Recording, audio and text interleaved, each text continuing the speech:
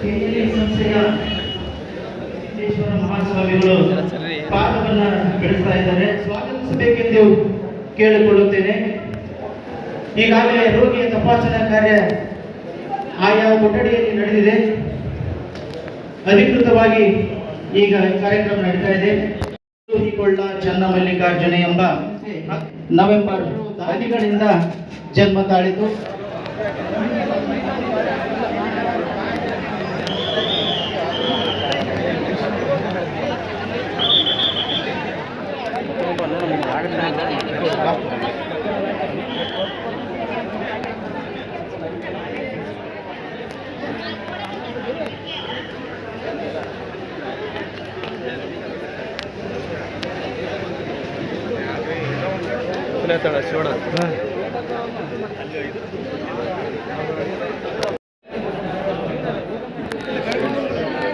बालचंद्राय श्री गणेशाय धीमहि. धन्यवाद. ಗವಿಸಿದ್ದೇಶ್ವರ ಮಹಾಸ್ವಾಮಿಗಳು ಶ್ರೀ ಗವಿಸಿದ್ದೇಶ್ವರ ಪೂಜ್ಯರಿಗೆ ಫಲಪುಷ್ಪ ಸೇವೆಯನ್ನ ಸಮರ್ಪಿಸಬೇಕೆಂದು ಮತ್ತು ಶಸ್ತ್ರಚಿಕಿತ್ಸಾ ಶಿಬಿರದ ಈ ಕಾರ್ಯಕ್ರಮದಲ್ಲಿ ಭಕ್ತಿಯಿಂದ ಗೌರವದಿಂದ ನಮ್ಮ ಸಂಸ್ಥೆ ಮೂಲಕ ಅವರಿಗೆ ಪುಷ್ಪಗುಚ್ಛ ಸಮರ್ಪಣೆ. ನಮ್ಮ ಸಂಸ್ಥೆಯ ಸದಸ್ಯರು ಗವಿಸಿದ್ದೇಶ್ವರ ಮಹಾಸ್ವಾಮಿಗಳು ಶ್ರೀ ಗವಿಸಿದ್ದೇಶ್ವರ ಸಂಸ್ಥಾನ ಶ್ರೀ ಗವಿಮಠ ಕೊಪ್ಪಳ ಪೂಜ್ಯರಿಂದ ಆರೋಗ್ಯ ಜ್ಯೋತಿಯನ್ನ ಬೆಳಗಿಸ್ತಾ ಇದ್ದಾರೆ.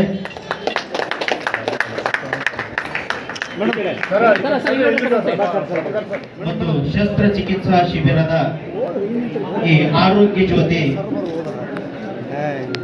ನಾಡಿನ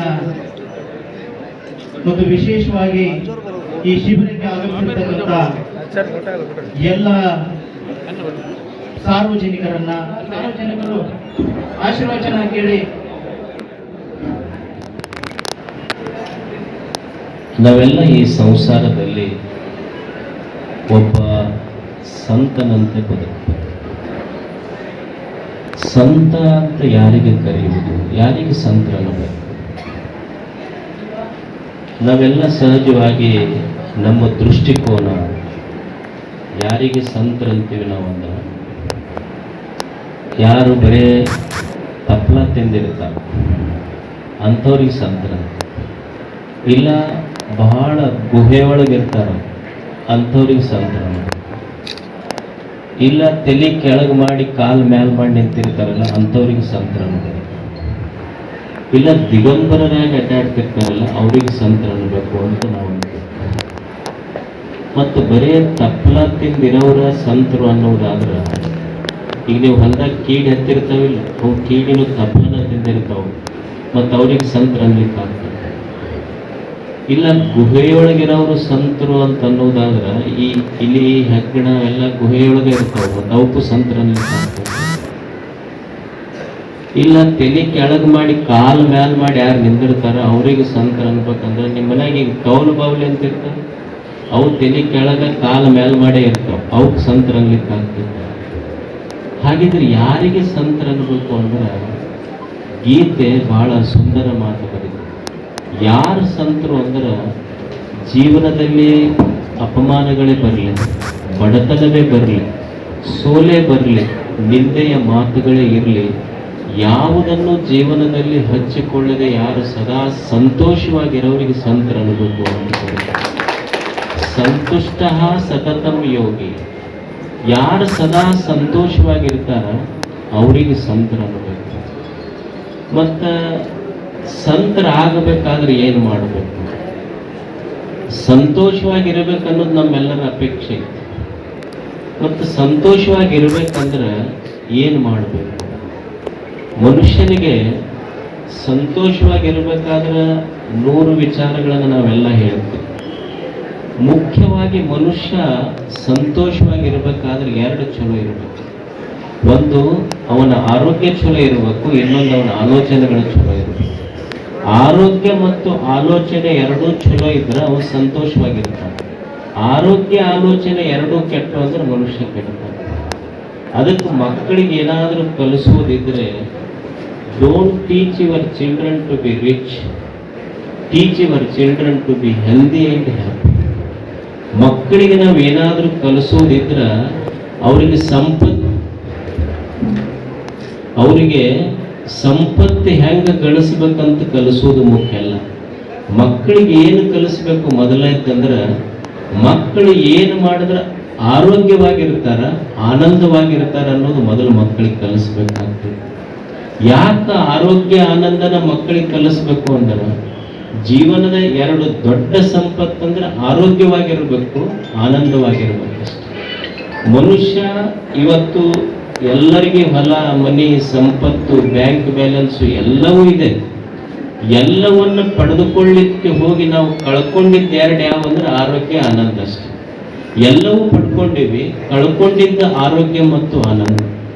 ಅದಕ್ಕೆ ಮಕ್ಕಳಿಗೆ ಮೊದಲು ಕಲಿಸೋದೇನಂದ್ರೆ, ಆರೋಗ್ಯವಾಗಿರುವುದು, ಆನಂದವಾಗಿರುವುದು ಮೊದಲು ಕಲಿಸ್ಬೇಕು. ಯಾಕೆ ಇದನ್ನು ಕಲಿಸ್ಬೇಕು? ಆರೋಗ್ಯವಾಗಿರುವುದು, ಆನಂದವಾಗಿರುವುದು ಮಕ್ಕಳಿಗೆ ಯಾಕೆ ಕಲಿಸ್ಬೇಕ್ರಿ ಅಂದ್ರೆ, ನಾಳೆ ನೀನು ಸಾವಿನ ಹಾಸಿಗೆಯ ಮೇಲೆ ಮಲ್ಕೊಂಡಾಗ, ಇನ್ನೊಂದು ಸ್ವಲ್ಪ ಕ್ಷಣಕ್ಕೆ ನಿನ್ನ ಪ್ರಾಣ ಪಕ್ಷಿ ಹಾರಿ ಹೋಗುವಾಗ, ನಿನ್ನ ಮಕ್ಕಳು ನಿನಗೆ ಮಾತಾಡ್ಸಕ್ಕ ಡಾಕ್ಟ್ರಿಗೆ ಕರ್ಕೊಂಡ್ಬರ್ಬೇಕು ಹೊರತು ವಕೀಲರಿಗೆ ಕರ್ಕೊಂಡ್ಬರಂಗ ಆಗ್ಬಾರ್ದು. ಡಾಕ್ಟ್ರಿಗೆ ಕರ್ಕೊಂಡ್ಬರ್ಬೇಕು ಅವ್ರು. ಅದಕ್ಕೆ ಅವ್ರಿಗೆ ಕಲಿಸೋದೇನಂದ್ರೆ ಆರೋಗ್ಯ ಮತ್ತು ಆನಂದ ಬಹಳ ಮುಖ್ಯ. ಮನುಷ್ಯ ಆರೋಗ್ಯ ಸರಿಯಾಗಿರ್ಬೇಕು. ಆರೋಗ್ಯ ಇದ್ದವನೇ ನಿಜವಾದ ಶ್ರೀಮಂತ. ನಾವೇನಂತೀವಿ, ಶ್ರೀಮಂತರು ಅಂದ್ರೆ ಮನ್ಯಾಗ ದುಡಿದು ನೋಟಿನ ಪೆಂಡಿ ಇಟ್ಟು. ಈಗ ನಾವೊಂದು 3-4 ಅಂತಸ್ತು ಮನೆ ಕಟ್ಟಿಸ್ತೀವಿ. 3-4 ಅಂತಸ್ತು ಮನೆ ಕಟ್ಟಿಸಿ ಒಂದು ದೊಡ್ಡ ಗಾರ್ಡನ್ ಮಾಡಿ, ಒಂದು ದೊಡ್ಡ ವಾಕಿಂಗ್ ಟ್ರ್ಯಾಕ್ ಮಾಡಿ, ಬಂದವ್ರು ಕುರ್ಚಿ ಹಾಕೊಂಡು ಕುಂದಿರ್ತಾರೆ.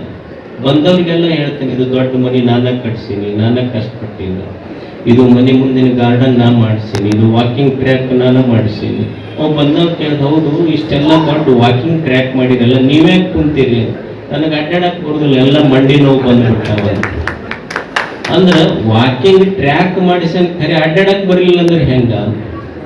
ಶುಗರ್ ಫ್ಯಾಕ್ಟ್ರಿ 10 ಕಟ್ಸ್ಯಾನ, 10 ಶುಗರ್ ಫ್ಯಾಕ್ಟ್ರಿ ಅಧ್ಯಕ್ಷ. ಅದ್ರ ಬೆಳಿಗ್ಗೆ ಎದ್ದು ಕೂಡಲೇ ಹಾಗಲಕಾಯಿ ರಸನ ಕುಡಿಬೇಕಾಗ್ತದೆ, ಏನು ಸಕ್ಕರೆ ಚಾ ಕುಡಿಯಂಗಿಲ್ಲ, ಬ್ಲ್ಯಾಕ್ ಟೀ ಕುಡಿಬೇಕು.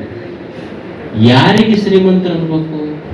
ಮನ್ಯಾಗ ಗಳಿಸಿ ನೋಟಿನ ಕಟ್ಟಿದ್ದವರು ಶ್ರೀಮಂತರಾಗೋದಿಲ್ಲ, ಬದುಕ ಕೈಕಾಲು ಗಟ್ಟಿದ್ದವರೇ ನಿಜವಾದ ಶ್ರೀಮಂತರು.